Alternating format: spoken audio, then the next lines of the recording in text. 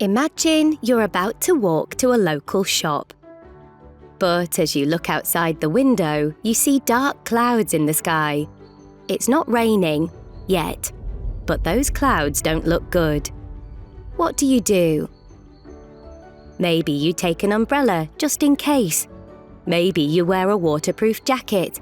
Or maybe you just decide to risk it. You can always run back in the rain if you have to. But what if the shop was much further away? Or you needed to make additional stops afterwards?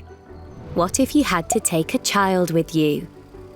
Whatever you choose to do, and whether you realize it or not, you've made an active decision based on your perception of the risk. And it can be much easier to perceive the risk to others than it is to perceive risk to ourselves. In our everyday lives, we make many of these risk-based decisions unconsciously, and the impact of making the wrong decision isn't always big. But at work, the impact of our decisions can be large and far-reaching. So we need to make every one of these decisions with purpose and with a full understanding of the risks, no matter how small the task. At work, many of the risks associated with a task will have already been carefully considered, and work will have been done to make those tasks safe by design. But just because a formal risk assessment has been done doesn't mean the need for assessing risk goes away. Even with something as simple as moving a heavy object from one place to another, you need to be constantly assessing the risk. And that's because there's always a dynamic element to any risk. How would the risk change if it was raining?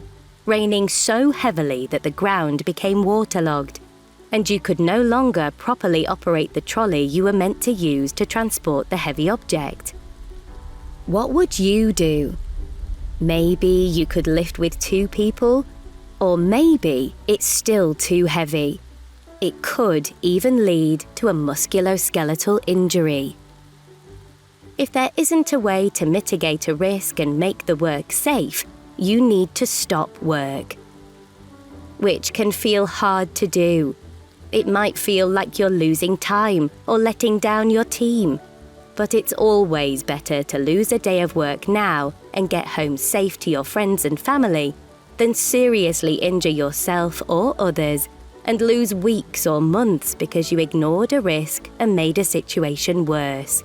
And while the emerging risks might change, this mindset of constantly assessing risk is key wherever you are.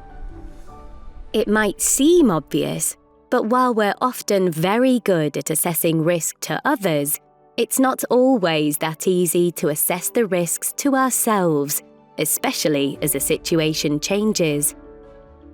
There are so many different factors that can affect your performance.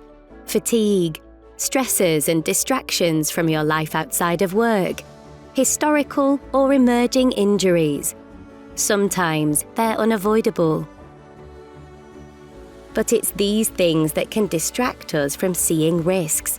And when we aren't assessing the risk, that's when incidents can happen. At its core, assessing risk is about maintaining that active awareness and asking yourself questions. Am I physically ready and fully focused on what I'm about to do? Does this feel safe? How could it go wrong? Has the situation changed? If it has, what can I do to mitigate the risks? And if you can't get the risk to an acceptable level, that's when you need to stop.